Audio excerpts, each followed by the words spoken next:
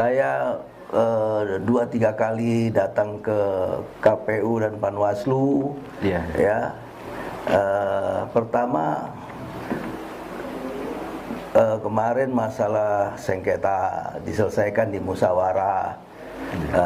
Para pemirsa semua tahulah hasilnya kemarin. Yang kedua, Dang Ike ini kan bukan kaleng-kaleng. Yang kedua, mantan polisi, mantan Kapolda, mantan jenderal, juga mantan Kasat Serse 7 kali. Ya, saya katakan mantan kepala reserse 7 kali. Jadi soal penyidikan, pengumpulan barang bukti, mengajukan satu tuntutan perkara sudah biasa dilakukan 7 kali Kasat Serse. Begitu juga saya sekarang mengikuti pemilu. Beberapa kecurangan itu nggak mungkin nol, nggak mungkin nihil. Mantan Kasat Serse 7 kali, pasti ada ilmunya itu, ada pengalamannya. Hanya yang nggak punya pengalaman KPU dan Panwaslunya, itu yang nggak punya. Bagaimana mereka cara memediasi, bagaimana mereka di dalam sidang musyawarah, bagaimana sekarang ini saya menuntut pasal 36. Ya, yang lalu saja bagaimana Adi dan Nurul orang tidak hadir dan tidak memberikan bukti dan kesaksian, sementara saya lengkap bukti dan saksi semua lengkap. 2 kali orang nggak hadir, nggak berani tampil di depan sidang musyawarah, tidak membawa apa-apa, tidak menyatakan apa-apa, dimenangkan. Ya, saya ditolak semuanya. Dengan bukti apa-apa. Sementara orang lain nggak berani bawa barang itu ke, istilahnya ke pengadilan lah, sidang musyawarahnya Bawaslu gitu ya. Itu salah satu contoh biar masyarakat tahu ketidakmampuan mereka menyelesaikan satu masalah. Terutama bukan tidak ada pengalaman dan ininya, ada pasti sesuatu hal di belakang itu yang mengatur untuk ini. Yang kedua, saya bawa lagi tentang pasal 36 tidak perpak sensus. Itu sudah ada saksi, kalau mau saya sampaikan sekitar 70 saksi yang tidak pernah diperpak. Kalau kita mau buat mungkin 800-an juga bisa dibuat saksi-saksi itu. Kan memang kenyataan tidak turun ke lapangan, tidak sensus. Yang lucu kan PPS-nya tidak datang ke rumah pendukung. Pasal 36 itu harus datang ke rumah pendukung. Kemudian saya yang bikin posko, saya nyiapin posko, saya yang mendatangin orang ke posko, lengkaplah semuanya. Jadi PPS itu duduk manis saja. Seharusnya dia mencari pendukung, menemui pendukung. Nah, dengan COVID, penjelasan, penerangan, bagaimana datang ke posko, bagaimana syarat ke posko karena situasi sedang COVID-19 ini. Nah, namun semuanya ribuan bahkan tidak diberitahu karena memang tidak datang kenyataannya. Dan saya sudah bawa minimal 78 saksi. Jadi hampir 100% kelurahan yang jadi saksi dan menulis dari atas materai itu menyatakan memang tidak ada verifikasi faktual sensus, tidak ada. Nah, bagaimana mereka terus menyelesaikan laporan ini? Ternyata secara eksklusif Duta Lampung lah mengundang saya malam ini. Nah, saya nyatakan kita juga dikatakan ditolak tidak memenuhi unsur. Bayangkan sudah 70 orang menyatakan lengkap. Saya sendiri mantan Kasat Serse 7 kali, tahu istilah-istilah hukum itu ke sana. Nah, hari ini keluar dan di surat kepada saya baru saya terima. Kemudian Duta Lampung mengundang. Nah, ini eksklusif saya sampaikan bahwa Panwaslu menyatakan laporan kita tidak memenuhi unsur. Bayangkan Kasat Serse 7 kali. Mereka itu jadi polisi aja belum pernah, jadi penyidik aja belum pernah, meriksa orang aja nggak pernah, meriksa barang bukti aja nggak tahu, cara menggali persoalannya nggak tahu. Harus banyak belajar, mereka itu harus banyak belajar. Yang mengatakan tidak memenuhi unsur, mudah-mudahan bisa belajar lagi. ingat ya, jabatan mereka hanya 5 tahun saja. Sudah itu selesai gitu ya. Tapi peristiwa tentang demokrasi di Lampung sampai kapanpun nggak selesai kalau masih begini-gini saja. Mereka nggak ngerti-ngerti juga gitu. Ya kasihan sama rakyat, kasihan sama ini. Alhamdulillah semenjak saya mencalonkan diri terbongkarlah semua kedok-kedok mereka yang tidak baik, tidak netral, ya ada tidak mandiri, tidak jujur, tidak terbongkar semua. Kalau Dang Ike-nya biasa saja menghadapi itu, biasa saja. Kan mau jadi wali kota nggak jadi wali kota tetap Dang Ike Edwin. Tetap saja saya seperti ini, tetap aja saya harus menjadi contoh, menjadi panutan masyarakat. Nah mereka itu yang harus saya ajarin untuk bagaimana jadi orang panutan, bagaimana jadi orang jujur, bagaimana jadi orang yang adil, bagaimana menjadi orang yang betul-betul bisa netral di mana-mana, bisa contoh. Nah mereka yang harus banyak belajar sama saya. Nah seperti sekarang aja sudah kita kasih 68 saksi, bukan sedikit, 68 orang. Saksi. Nah, terus dengan baterai, dengan yang lain-lain, katanya tidak memenuhi unsur, kurangan unsur apalagi dia harus belajar sama saya. Harus belajar sama saya 7 kali kata cerse. Dalam hal ini motong Kalimantan artinya pihak Dang Gusti sendiri sangat-sangat dirugikan ya. Dari awal dirugikan, dari awal. Kita ini sudah lulus sebenarnya. Ada yang takut kali. Ada yang ngeri lihat kita ini. Mungkin ada tekanan dalam hal ini. Yang menang tuh saya, mereka yang kalah. Gitu, karena saya menang, bukti menangnya sudah ada. Kalaupun saya dikalahkan, yang ngalahkan saya siapa? Yang mereka yang harus belajar bagaimana menang. Nah, mereka sekarang belum pernah belajar menang. Nah, selalu belajar di tempat yang kalah. Kalau mereka belajar di tempat yang kalah terus, rusak demokrasi kita ini. Rusak demokrasi. Kalau saya menang demokrasi, bukan menang wali kotanya, menang demokrasi, kedaulatan rakyatnya. Itu yang penting. Luar biasa. Menyikapin keputusan dari Bawaslu dan KPU tersebut, langkah apa kira-kira ke depan yang akan dilakukan oleh Dang Ike? Ya, saya katakan tadi, saya menang di dunia, tapi menang juga di akhirat. Kalau mereka kalah di dunia dan kalah juga di akhirat. Jadi saya menang di dunia, menang di akhirat. Walaupun yang tadi tetap dikalahin, tapi di mata Allah saya tetap menang.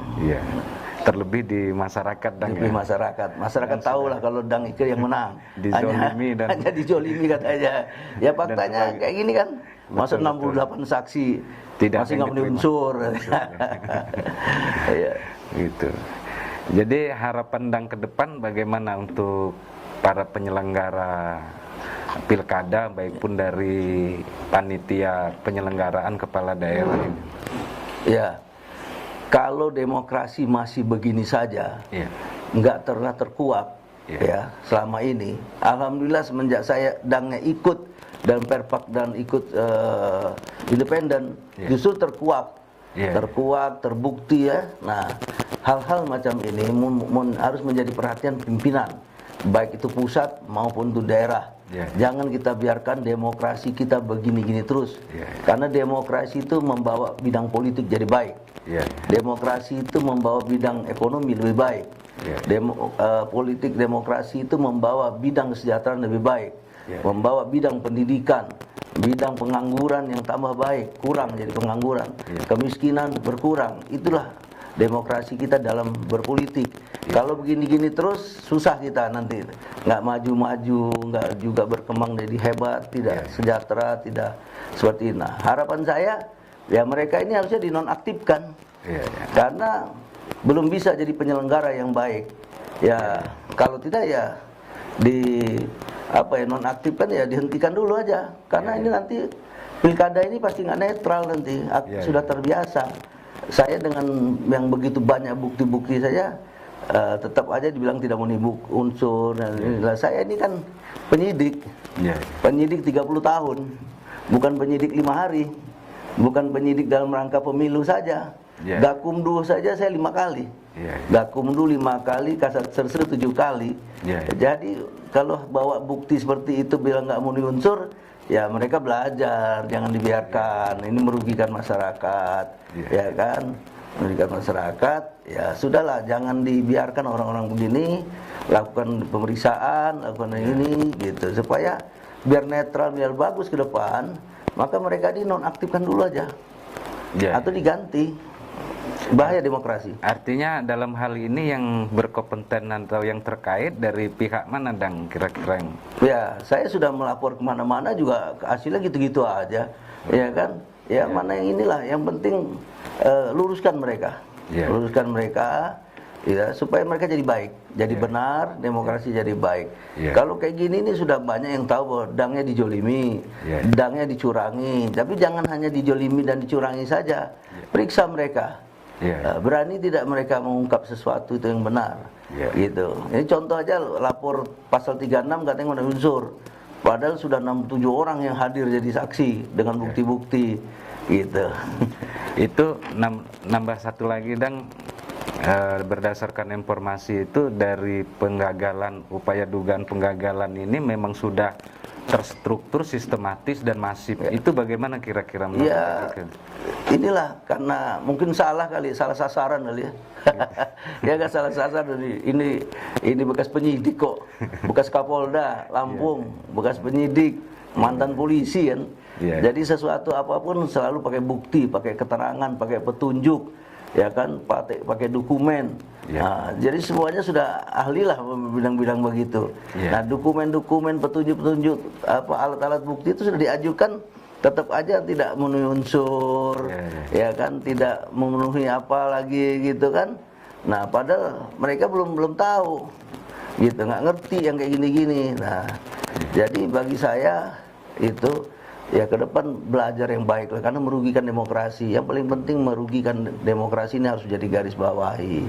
Karena tadi saya katakan demokrasi itu membawa kebaikan ekonomi, membawa kebaikan kesejahteraan, mengurangi kemiskinan jadi kita baik, pendidikan kita jadi baik, ekonomi bagus, pariwisata bagus. Nah, mereka nggak mau ke sana. Akhirnya kita terus terang aja, dibanding Sulawesi Selatan, Makassar jauh, dibanding Medan masih jauh, dibanding Palembang masih jauh, dibanding Balikpapan jauh, dibandingkan Pekanbaru jauh. Nah, ini harus kita coba, pemimpin-pemimpin ini kalau dia berasal dari satu kegiatan pilkada yang demokrasi sangat baik, itu pasti akan menghasilkan pemimpin yang baik. Terakhir dang, apa harapan, apa pesan dang untuk para pendukung dang yang kayaknya setia dari awal menemani dang dalam perjuangan untuk memperjuangkan demokrasi? Ya, yang pertama terima kasih sama pendukung rakyat. Yang saya katakan, saya sudah berani perkirakan itu 37% yang mendukung saya di dalam kegiatan ini tanpa sembako, tanpa money politik, tanpa banner bermewah-mewahan. Saya sudah lakukan itu semua. Saya melihat sudah di atas 32%. Ya, sudah di atas. Nah, pemilih-pemilih saya harus pandai. Pendukung-pendukung saya terutama murni dari rakyat, bukan dari yang lain-lain. Ini murni dari rakyat. Saya berterima kasih karena perjuangan mereka luar biasa untuk menjadi pemimpin yang baik. Nanti kalau dia orang memilih, cari pemimpin yang terbaik. Jangan jadi pemimpin yang kaleng-kalengan di orbit-orbit, apa, karbit ya, kayak di karbit gitu kan. Nah, belum mateng dimatengin gitu kan. Nah, rasa karbit kan gak enak. Nah, gitu. Jadi rasanya karbit juga kalau dicicip oleh rakyat, anyir juga. Nah, ya. Jadi benar-benar harus gitu. Nah, tolong, rakyat adalah alat demokrasi. Media cetak, media elektronik itu alat demokrasi. Lembaga sosial masyarakat alat demokrasi. Nah, mari bersama-sama berjuang untuk ini. Dan kepada pimpinan-pimpinan, jangan tutup mata, jangan tutup telinga. Kalau membiarkan begini-gini, artinya membiarkan generasi berikutnya pun seperti ini, gitu. Oke Dang, terima kasih atas waktunya yang begitu luar biasa ini ya, memperjuangkan demokrasi bersih. Semoga perjuangan ini bukan yang terakhir kali, namun awal dari kita berjuang untuk memperjuangkan demokrasi yang ada di Kota Bandar Lampung. Saya Muhammad Nurullah sebagai reporter mengucapkan terima kasih kepada semuanya. Saya akhiri, wabillahi taufiq wal hidayah. Assalamualaikum warahmatullahi wabarakatuh. Waalaikumsalam warahmatullahi wabarakatuh.